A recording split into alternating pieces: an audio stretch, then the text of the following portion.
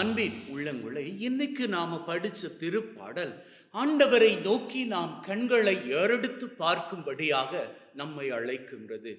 நாம நம்ம வாழ்க்கையை ஏறெடுத்து பார்க்கின்ற வேளையில் பலதரப்பட்ட கேள்விகள் நமக்கு இருக்கின்றது. ஏன் நமக்கு இந்த காரியம் நாம நினைச்சபடி நமக்கு நடக்கல?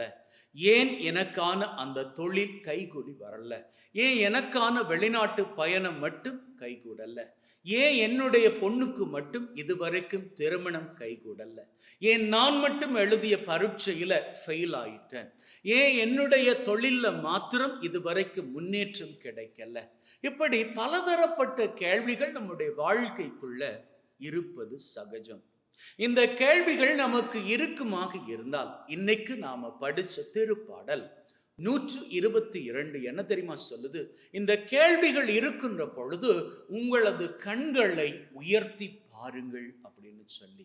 கண்களை உயர்த்தி பார்ப்பது அப்படின்னு சொன்னால் அது பழைய ஏற்பாட்டை பொறுத்த மட்டில் ஆண்டவரை நோக்கி நாம் ஏறெடுத்து பார்ப்பதாகும். இன்னும் ஆழமாக சொல்ல போனால் நம்முடைய கேள்விகளுக்கான பதில்கள் அவரிடமே இருக்கின்றபடியினால் வேறு எங்கும் நம்முடைய பதில்களை தேடாமல் அவரையே நோக்கி நம்முடைய குரலை எழுப்பிக் கொள்வதாகும். நம்முடைய தேவையில் நாம் நம்முடைய கடவுளை நோக்கி குரல் எழுப்புவோமாக இருந்தால் ஓடி வந்து உதவி செய்ய அவர் தயாராக இருக்கிறார். அவர் உதவி செய்ய தயாராக இருக்கிறார். நாம் அவரிடம் நம்முடைய தேவைகளை எடுத்து செல்ல தயாராக இருக்கிறோமா?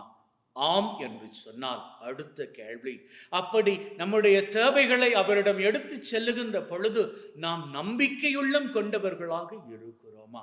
ஆம் என்று மீண்டுமாக பதில் சொல்வோமாக இருந்தால் நம்பிக்கையில் இருக்கின்ற நாங்கள் அவர் நமக்கான ஆசிரை கொடுக்கும் அளவுக்கும் நாம் பொறுத்திருக்க தயாராக இருக்கிறோமா?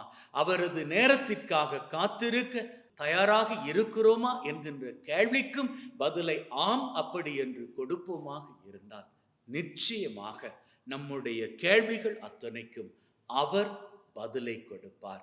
அவர் பதில் தரும் வரைக்கும் நம்முடைய கண்களை ஏறெடுத்து பார்த்து கொண்டே இருப்போம். நம்முடைய கண்களை உயர்த்தி பார்த்து கொண்டே இருப்போம்.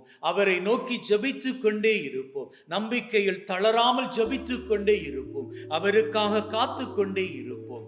நிச்சயமாக நம்பிக்கை வீண் போகாது. நிச்சயமாக முடிவு உன்னுடைய நம்பிக்கை வீண் போகாது. ஆமென்.